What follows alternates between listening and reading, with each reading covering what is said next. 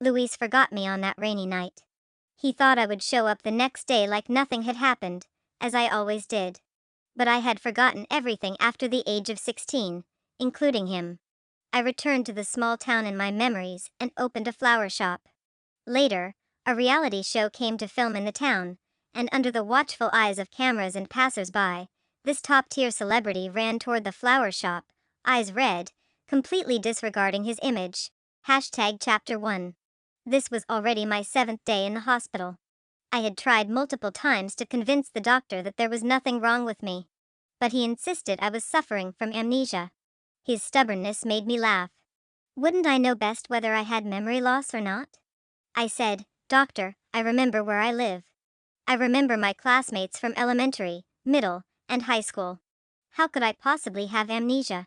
I want to be discharged. I'm really fine." Seeing that he remained unmoved, I started sobbing and pleading. "Uncle, please have some pity on me. I barely have any money left in my bank card, my phone's broken, and my family is probably really worried about me." He stared at me in silence for a long while, then finally nodded helplessly. "All right." Once I stepped outside, I took a deep breath of fresh air. The smell of disinfectant in the hospital had become unbearable over the past few days. The noonday sun felt warm on my skin. I scratched my head, looking at the now slightly unfamiliar surroundings. I asked around and found my way to a phone shop to buy a new phone. Staring blankly at the screen, I suddenly remembered. I had thrown away my crushed old phone along with all the contacts in it. So I asked around again and headed to get a new SIM card. Just then, the giant screen on the International Trade Building was playing an interview with a celebrity, and a crowd had gathered in front. As I passed by, some excited fans were asking about the person on screen. Nearby uncles and aunties answered, "He's called Luis. He's a rising top-tier star. The young man's good-looking and talented. Please support him." Hearing that, I looked up at the screen out of curiosity. The host smiled and said, "The top comment in the live chat is, for someone as good-looking as Luis, is there any love he can't have?" The man was indeed very handsome, high brow bones, red lips, white teeth. When he smiled slightly, he said, "At the moment, no, there isn't." The girl next to him covered her mouth and laughed. She had the sweet, innocent look of the girl next door. She said, "I thought you were going to say you did, so I could gossip a bit." The people around them were all whispering how perfect they looked together. I blinked. The man looked oddly familiar. Then I shook my head. Aren't all celebrities kind of familiar? And I continued walking forward.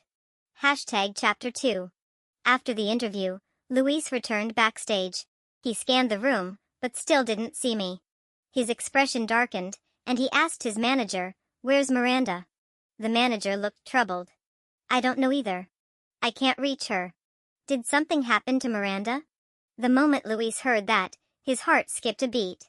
But then he remembered how he had left me behind at the hotel that night. He figured I was probably just throwing a tantrum again. Thinking that, he felt relieved and told the manager. "Send her a message. If I don't see her again tonight, I don't ever want to see her again." After buying what I needed and handling everything, I looked down at my empty hands. Had I been traveling and got robbed? After buying a plane ticket back to Yincheng, I sat in a chair waiting to board. I lowered my head, downloading the apps I needed and logging in. There was a commotion at the gate. I turned to look. The scene was quite intense. A crowd had gathered around someone, and others were filming with phones and cameras. He must have been pretty famous. I looked away again, and suddenly the doctor's words echoed in my mind. "You must have forgotten something." Forgotten something? Forgotten what? It really felt like something was missing, as if a piece of tape in my memory had been cut out. I looked once more at the famous guy. He was already at security check. When he took off his mask and sunglasses, I thought, I must have seen him somewhere before. Oh, right. That rising star, Luis. Chapter 3. A few months later, I lay in the wicker chair at my flower shop, the hot midday breeze drifting through the air. I watched the fresh faces of students just out of school. After returning to my grandparents' home from memory, I found the house empty. Only 2 portraits hung on the wall, Grandpa and Grandma smiling kindly. I looked at the quiet, empty house, and a wave of bitterness rose in my chest. It turned out I had lost all memories after the age of 16. My memory stopped at my first year of high school, when Grandpa and Grandma still cooked my favorite dishes and waited for me to come home from school. I had forgotten all those memories. I didn't know where the adult version of me had worked, or whether I'd gotten married. But I didn't want to think too hard about it. Deep down, I felt there was no need to.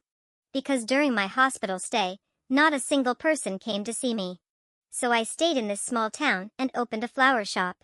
Running a flower shop, selling flowers, listening to stories, watching the sunrise and sunset, watching the tides roll in. The TV in the shop was playing entertainment news. The host's voice was clear and polished. Top-tier celebrity Luis clarified in an exclusive interview this morning that he and Selena, the lead actress of Coward, are just colleagues. Luis said they are purely working together, and hopes fans will view things rationally. "Luis, are you crazy?" his manager shouted, furious. Even though the drama had already ended, Luis had clarified a past rumor without coordinating with the other team, which would surely drive the fans who shipped them mad. Luis lowered his head, staring blankly at our chat history on his phone. He had just sent this message.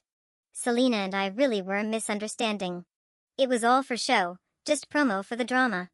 You've been mad long enough. Come back now." It was the first time he had ever lowered himself to apologize. But even after a long wait, I hadn't replied. Not a word. His manager, seeing he wasn't even listening, slammed the phone and raised his voice. "Luis, listen to me. If you still want a career, stop this nonsense. Look how many people are watching that spot you're in. The second you step down, someone else will take your place. As for Miranda, get your act together." He was so angry he was panting, glaring at Luis with disappointment. Maybe she found another path. You can't expect a girl that young to spend her life as a nobody assistant. Luis's heart clenched. Then why didn't she tell me? Oh please. With the way you treated her, if I were her, I would have walked away long ago. Tell you? Tell you my ass. Luis's face gradually turned pale. He couldn't believe I'd really leave him. After all, I was the one who'd said I'd stay by his side forever. I had loved him so much, how could I leave without a word? He thought, it must have been that rainy night. He had abandoned me, and I got mad. He believed it was just a misunderstanding with Selena. Now that he had explained it clearly, I would come back soon. Chapter 4. Xiaoshui town is a coastal place, and right across from my flower shop is the sea. Every day I sit here, arranging flowers outside, then lie in the wicker chair inside, waiting for couples to stop by to buy flowers or take pictures. These days, I still can't remember anything. One afternoon, a few elementary school kids walked in. They crouched at the entrance of my shop, eyes wide, excitedly discussing which flower was which. I walked out slowly with a palm fan and told them. "That one's a daisy, that one's a blue enchantress, and that one's a rose." Whoa! They looked at me in awe and clapped enthusiastically. "Sister, you're amazing. You know the names of so many flowers. Children always have wild imaginations." One little girl said, "When I grow up, I want to open a flower shop too, just like you. I want to be an astronaut. I'm going to be a big star, and you'll be my assistant," a girl with two bun pigtails said proudly, pointing at the boy next to her. The boy nodded seriously. I'll be the big star's assistant." I smiled as I watched them, when suddenly a blurry image and conversation surged into my mind. In that scene, a girl rested her head on her hand and said to a boy, "You're definitely going to be a big star one day. I'll be your very first fan." The boy continued doing homework silently, not responding. The girl didn't get mad, instead giggling and saying, "No, I've decided, I'll be your assistant instead." It hurt. A lot. I clutched my head and stumbled back inside the shop, collapsing into a chair. After a while, when I caught my breath, my chest was still heaving. The boy in that memory, who was he? Chapter 5. The answer came to me later while cleaning the attic. I had gone up to store some unfinished dried flowers, and while organizing, I found a yellowed notebook inside an old box. A few beams of sunlight filtered through the window into the small attic, and the dust in the air became visible in the light. I thought about it. This notebook didn't seem like something I had written before 16. It must have been something I wrote after that. Haha, Today the big star and I came to North City. It's so big and pretty here. This didn't look like a diary, there weren't even dates. I probably just grabbed a notebook and wrote when I felt like it. I sat on the stairs, leaning against the wall, flipping through the pages. None of it felt familiar. I was like a stranger, peeking into a young girl's heart. On the next page, there was a date. August 1st, 20XX. I forgot to bring water for Selena today. That's what he yelled at me for. But I'm just his assistant, not Selena's. Is he starting to like Selena too? Selena? Who's that? My lips tightened. The girl in the diary seemed very sad. Was he someone I liked? August 2nd, 20XX. They filmed a kissing scene today. I know it's just acting, but I still felt sad. Why does Selena always mess up right at the key moment? They kissed so many times already, I really want to curse her out. October 11th, 20XX. Today is both my birthday and Selena's. But he chose to celebrate with her. The place was fancy. Selena looked stunning, with a crystal crown like a princess. And he looked so happy next to her. But why am I always the one being left behind? I don't want to like him anymore. There were dried stains on the yellowed paper. I pressed my hand over them, feeling a tight ache in my chest. So even as an adult, I was never someone's first choice. Why did I make myself so small? November 1st, 20XX. He kissed me today. He kissed me. I'm so happy, so happy. He must like me, right? Definitely. I blinked slowly, letting out a silent sigh, and walked downstairs. People who aren't loved always use even the tiniest sweetness to erase all the hurt from before, just to create an illusion that maybe he loves me too. After filming wrapped for the day, Luis quietly returned to his trailer. Director Nestor, who had worked with him before, rubbed his stubble and asked thoughtfully, "Where's that little girl who used to follow you around? I haven't seen her since we started filming." He remembered her vividly, always smiling, kind-tempered, running around the set. Every time he lost his temper, she'd show up cheerfully and say, "Come on, Director Nestor, don't be mad. I brought you some special tea from home to calm your fire." But back then, Luis had always treated her coldly. She gave warmth, and he gave her the cold shoulder. Hearing someone ask about me again, Luis's whole body trembled. His eyes stung. He forced a smile. She's been sick lately. Director Nestor raised his eyebrows, clearly having his own thoughts, but didn't ask further. Back in his trailer, Luis sat motionless in the chair. After all this time, I still hadn't come back. It really seemed. I was gone for good. He whispered hoarsely into the empty space, "Miranda." The me who used to respond with a cheerful right here, was gone. He looked at our chat history, and tears blurred his vision. "Miranda. I was wrong. Where did you go?" Chapter 6. December 31st, 20XX. These days, I keep thinking about when we first came to North City. I had money, but no matter what I said, he refused to use it. Back then, I stayed with him in a basement apartment. Winters were freezing, but he was good to me. It seemed like he really liked me too. We went from production to production, sending out resumes and attending auditions, even hoping to land small background roles. Then, thanks to one drama, he became an overnight sensation and finally reached the place he had always dreamed of.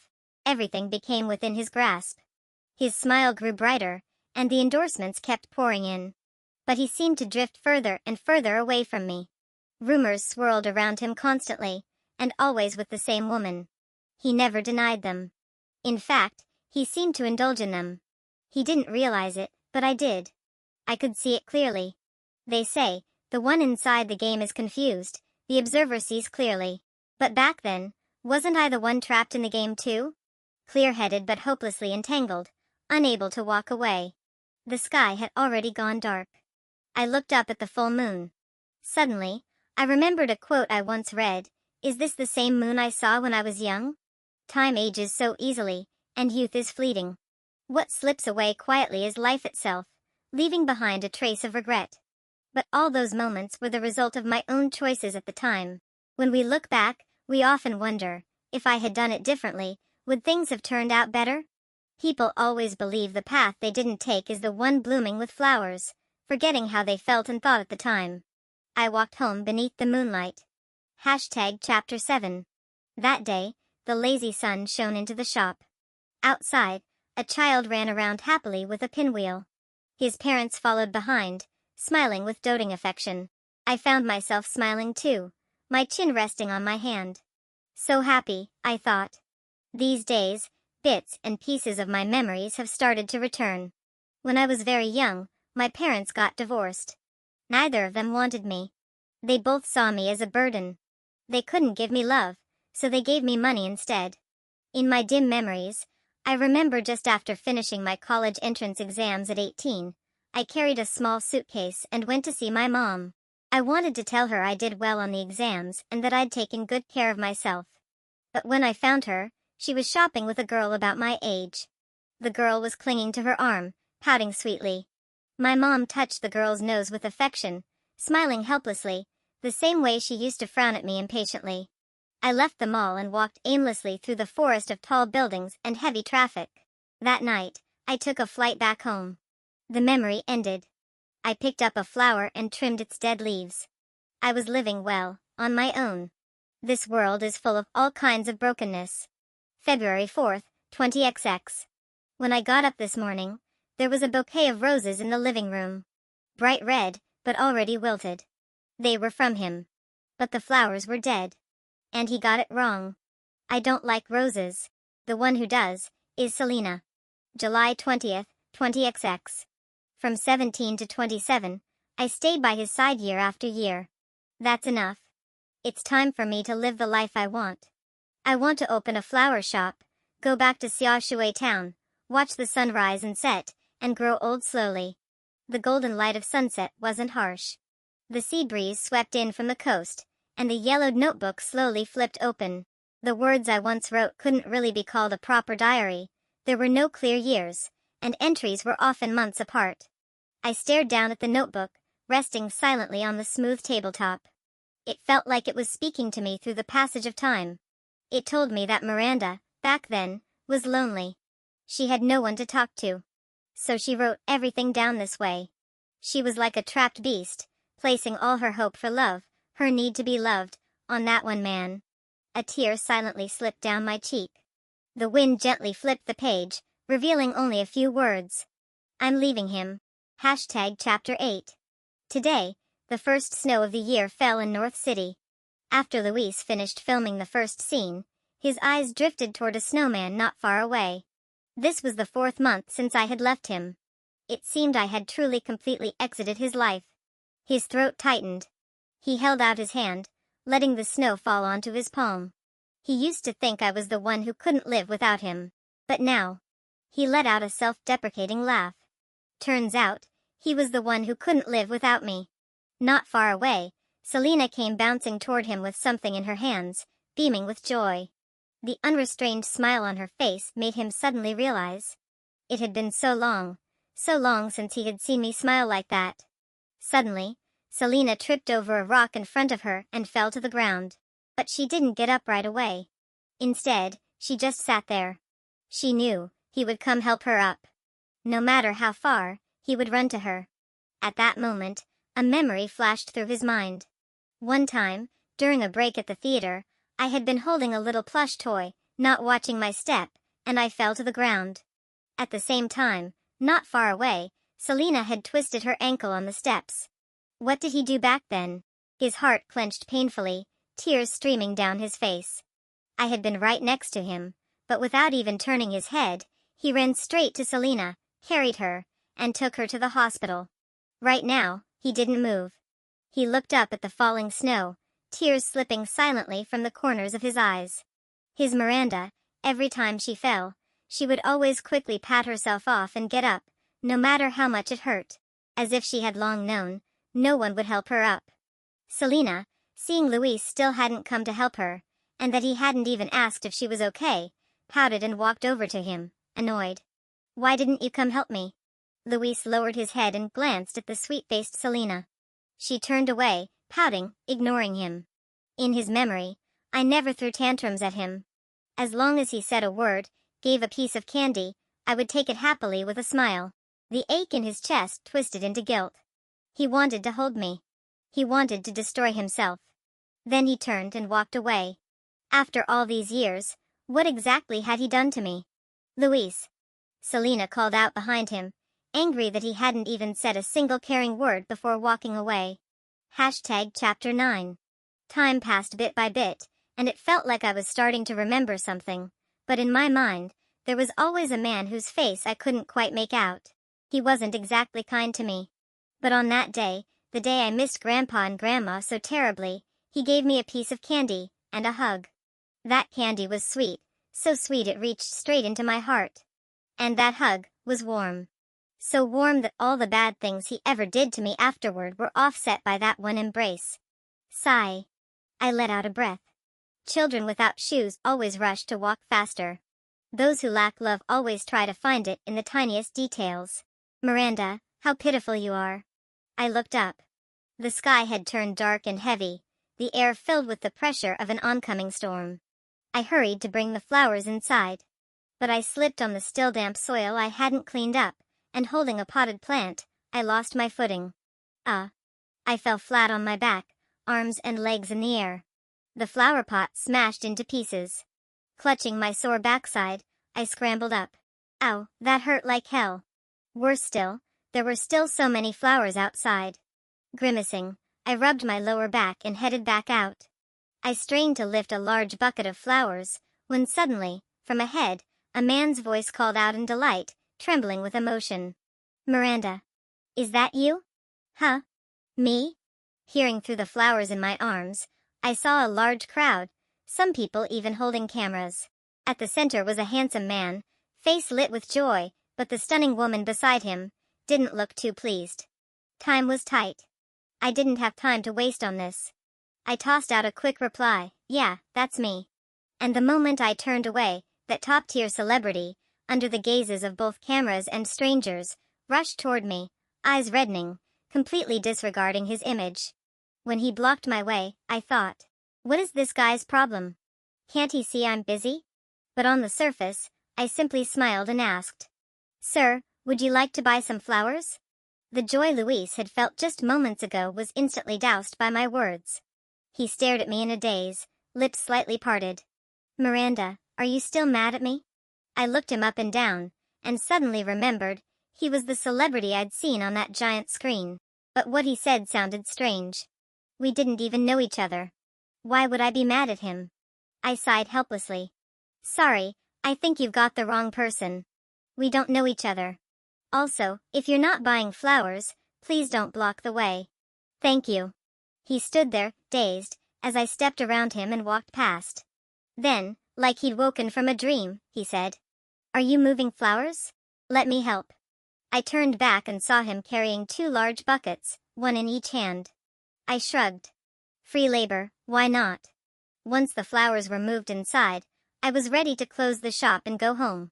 He looked at me with bright eyes, like a kid waiting to be praised. I glanced at him, then at Selena, who was biting her lip under the eaves, clearly upset. Let me see if I have something for you to eat, I said. I rummaged through some boxes and actually found 2 bottles of AD calcium milk. I kept my polite smile as I handed one to Luis. Thanks for the help. You can give this one to your girlfriend, I said. I'm closing up now. It's about to rain, so you two should go. Luis panicked and immediately explained. No. You misunderstood. There's really nothing between us. We're just here to film a variety show. Luis. Selena was on the verge of tears, but when she looked at me, her gaze was filled with resentment. Huh? I was speechless. What did I do to you? Seriously. I rolled my eyes inwardly. I reached out and took the bottle of AD milk back from Luis's hand. Screw it. I'll drink it myself. I couldn't be bothered with them and turned to leave. Miranda. Luis chased after me, trying to explain. You really misunderstood. She and I are just colleagues. Did you see the news? I already cleared up everything. I poked the straw into the bottle and shot him a sideways glance. No. I already told you, I'm going home. Stop following me. Just because you're a celebrity doesn't mean I won't scold you. Don't follow me, don't cause trouble. Whatever you two have going on, it's got nothing to do with me. At this point, The streets were full of people closing up shops and heading home. Luis's face went pale in an instant. He nervously grabbed my hand. "Miranda, what's wrong with you? Don't scare me." "A headache." And worse, Selena was still following behind us. Two celebrities. And I know how powerful C-pop fans can be. I yanked my hand free and looked him in the eyes seriously. "I'll say it one more time. Yes, my name is Miranda, but I'm not the Miranda you know. You've got the wrong person. Just someone with the same name. Stop following me. What if that girl behind you gets the wrong idea? Goodbye." And just then, rain started falling, fat drops that stung as they hit my skin. Fantastic. I told them it was going to rain, and they still blocked me. I quickened my pace. Luis finally came to his senses and called after me. "Miranda. Slow down, be careful or you'll..." Thud. Right in front of me was a pothole. I didn't see it and stepped right into it, face first into the ground. "Miranda."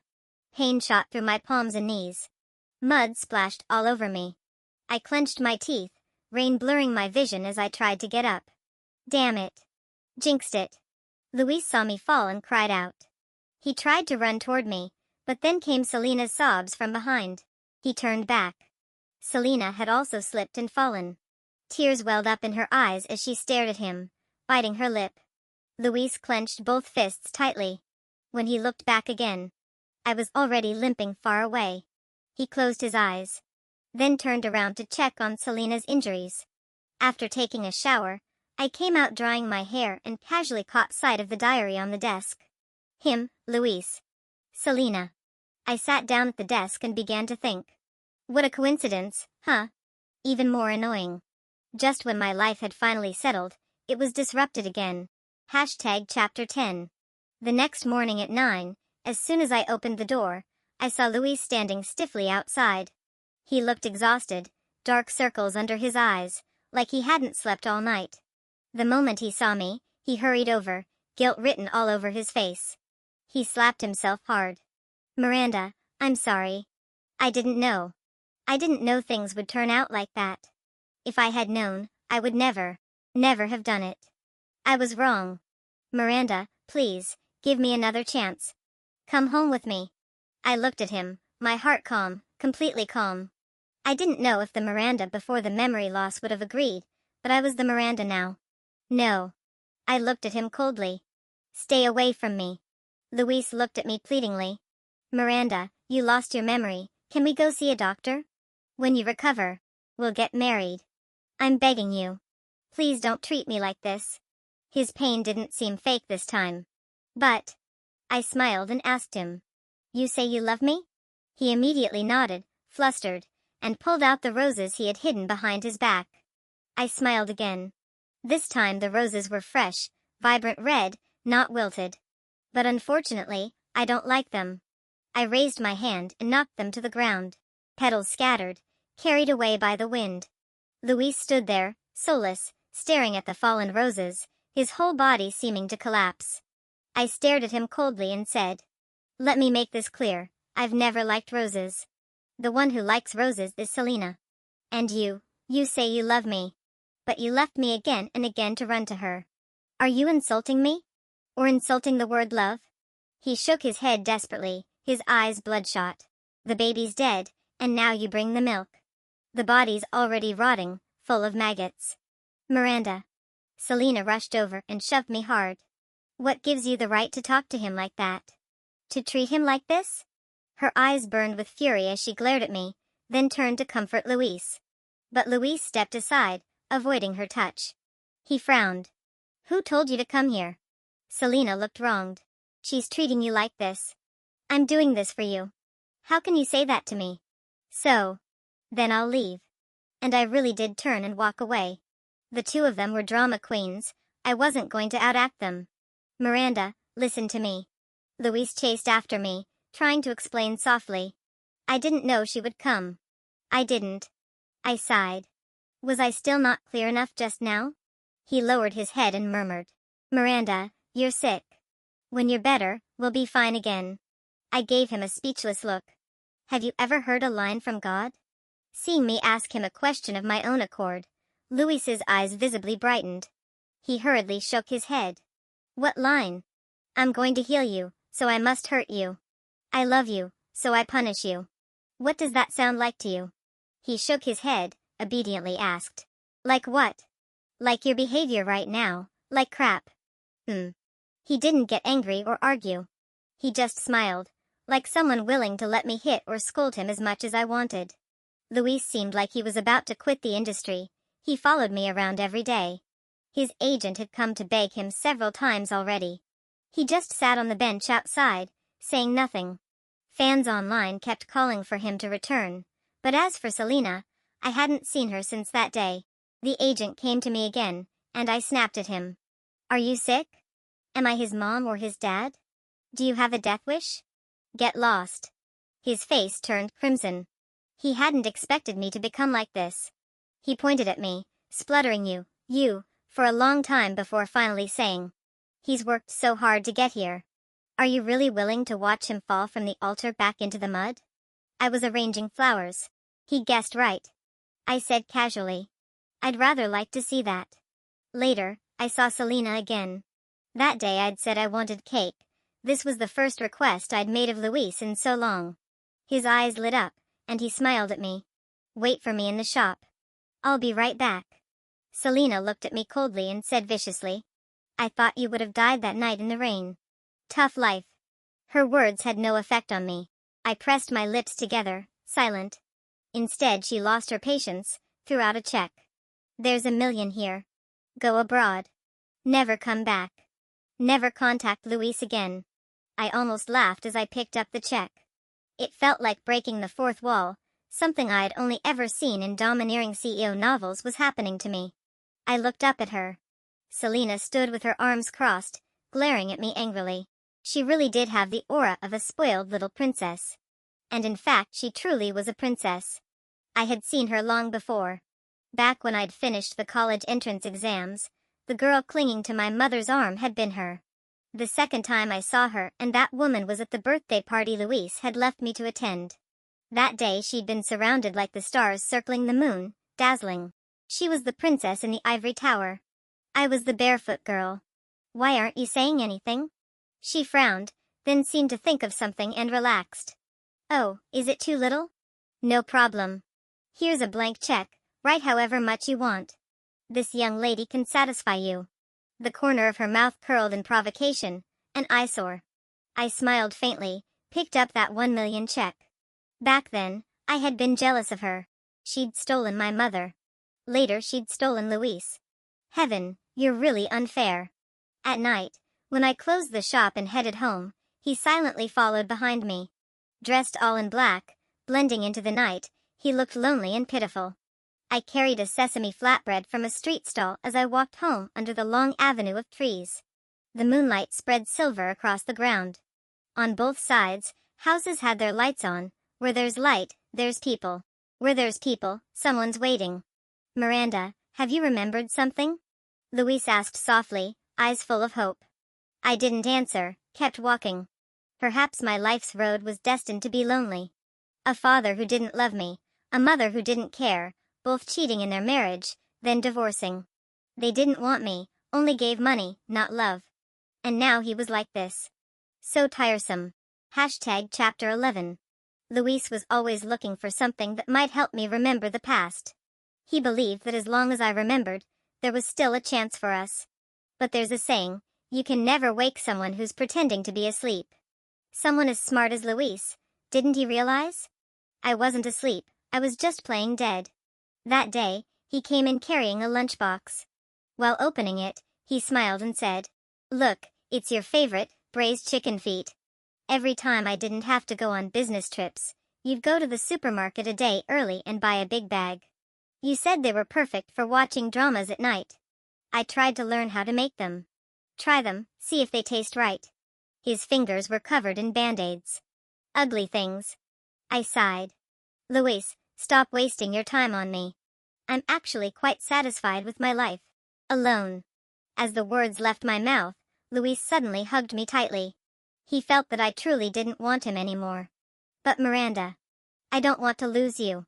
When you weren't around, I didn't even know how I got through each day. When we were filming, You used to chatter in my ear. You always went home with me, cooked for me, smiled at me. But after you left, it felt like something was missing, and it hurt. It hurt like hell. I can't live without you. Miranda, please, let's go home, okay? You said it once. You said Miranda was going to love Luis for a long, long time. You said that. I could feel the wetness on my shoulder, but inside, there was no ripple. Nothing stirred. Instead, my mind recalled a memory, at age 18, on Mount Wotai, in the middle of heavy snow. The Miranda back then, she really, really loved Luis. Back then, she had no one else. Only him. And she truly believed she would love him for a very long time. Perhaps I wouldn't have believed it before, that I could love him so deeply, lose myself in it, and now feel nothing at all. Not even a flicker of sadness. Not even hatred. Outside, the tree shed its leaves with the wind. The seasons had shifted. Autumn had come. Leaves, by the rules of nature, must turn yellow. And fall. In this journey called life, some people are here to teach you something, but they're just passengers. When they reach their stop, they have to get off. I gently patted his back, just like the year I lost Grandpa and Grandma at 17, the way he had once softly patted my back to comfort me. Luis, we both need to move forward. Before leaving, he came to the shop, red-eyed, dragging his suitcase. He had lost weight. His stubble was showing. He asked, Miranda, will you stay here forever? I replied, no. A single tear slid down from his eye. His knuckles turned white from gripping the suitcase handle too tightly. He stood there for a long, long time. When the time comes, where will he go to look for me? Will he still be able to find me? His voice was hoarse, his eyes filled with despair. So that night, in the rain, I lost you. I said nothing. That day, I didn't go see him off. I just watched the planes flying overhead, guessing which one he might be on. Letting go. I've been learning how to do that since I was a child. Unloved by my parents. Losing my grandparents. Luis, who once didn't love me. That night, I walked the familiar road again. Once more, it was just me. The moonlight was bright, but the road ahead was a little dim. It's okay. I walked forward, light-footed, without looking back. Softly humming. In the day I'm a clownish mess, pretending not to care. At night, I'm a sorrowful beast, ripping at loneliness. I was once a sensitive creature, feeling every touch with care. Now I'm just a sad, sad monster.